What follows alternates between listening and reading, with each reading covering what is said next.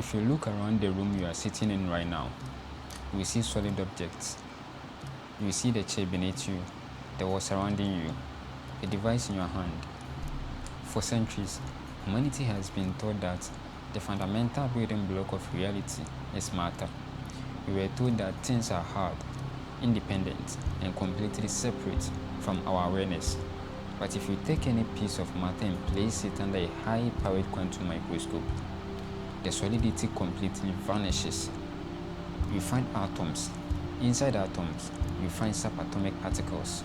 And inside those particles, you find nothing but empty space and vibrating packet of information.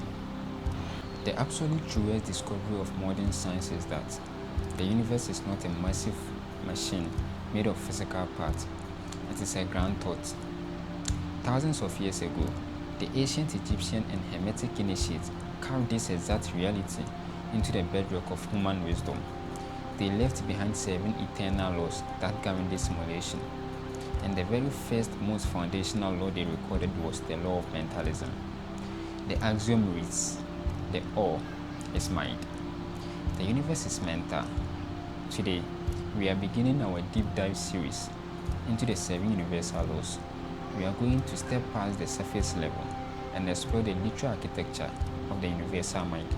We will break down how thought precedes matter, how your individualized mind sits inside a vast sea of consciousness, and the exact mechanics required to align your thoughts with cosmic law. Let's decode the first law.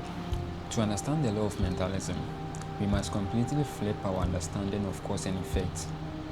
The average person believes that physical events happen first, and then they think about those events. They believe matter creates mind. The law of mentalism states the exact opposite. Mind creates matter. Every single physical object created by human hands existed as a thought before it materialized in the physical world. The chair you are sitting on was a mental blueprint in the mind of a designer. The building you inhabit was an idea in the mind of an architect. The software running your favorite applications was a concept in the mind of a programmer. The thought is the cause. The object is the effect. Now, expand that macrocosmically. The star systems, the planetary orbits, the geometry of human anatomy, all of it exists because it is being held in the awareness of a single infinite underlying intelligence. The ancient texts called this intelligence the all. Modern science is beginning to call it the unified field. We do not live on a planet floating through an empty dead void. We live inside a living, conscious, hyperdimensional mind. And because we live inside a mind, the rules of this reality are fundamentally mental rules. Now, let's address the most common point of confusion. If the universe is a single mind, why do we feel separate? Why can't you simply think of $1 million and have it instantly drop from the ceiling? To understand this, look at the physics of a whirlpool in an ocean. The whirlpool is made entirely of ocean water. It doesn't have a single drop of liquid that is separate from the sea. Yet, because the water is spinning in a localized concentrated circle, the whirlpool possesses its own distinct shape, its own boundary, and its own individual velocity. Your mind is that whirlpool. Your consciousness is made of that exact same substance as the universal mind. We are a localized point of awareness within the infinite field, but because you are inside a physical simulation, the matrix places a frequency buffer around your whirlpool. This buffer creates a time delay on the dense physical plane of Earth. Thoughts do not materialize instantly. They require sustained focus, rhythm, and time to condense down from pure mental energy into dense physical particles.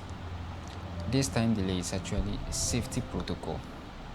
If your thoughts materialize instantly on this plane, the moment you had passing nightmare or a sudden fear, it would instantly appear in that room and destroy you.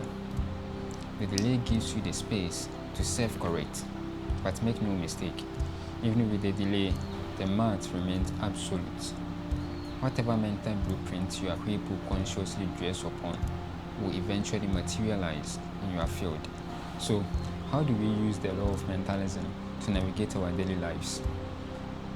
How do we align our individualized mind with the infinite architecture of the cosmos? It requires shifting from a state of mental reaction to a state of deliberate mental generation. There are two primary protocols to execute. Protocol 1, the elimination of secondary causes. The average person looks at their life problems and blames secondary causes. They blame the economy, they blame their boss, they blame their genetics, or they blame bad luck. These are all events on the movie screen. When you understand the law of mentalism, you realize that tracing a problem to a physical cause is a logical error. The real origin is always a mental configuration. Stop trying to fix your life by manipulating secondary causes. Go back to the primary cause. Examine the deep habitual thoughts and assumptions that you are feeding into the universal field every single day. Change the mental blueprint, and the physical architecture must adjust.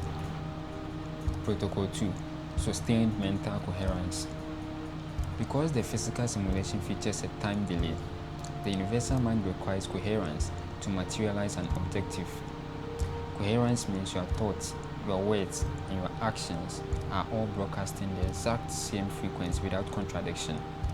If you spend 10 minutes visualizing success and then spend the next 12 hours talking about struggle, worrying about failure, and acting from a place of fear, you are sending a fragmented signal into the field. You are cancelling out your own equation. Hold your mental target with unshakable consistency. Let your inner world remain steady, regardless of what the temporary movie screen is showing you. You are not a victim of the physical world. You are a localized creator inside a mental universe. The control structures of this planet want you to believe that you are small, powerless, and separate from the grid. They want you to forget the very first law, because the moment you remember it, you stop being a consumer inside the machine, and you become an architect of reality. Master your mind, guard your thoughts, recognize the infinite field that moves through you. When you master the law of mentalism, you unlock the master key that opens every other door in the cosmos. Now that we have decoded the first foundational law, that everything is mind, we are ready to look at how that mind reflects itself throughout the different layers of creation.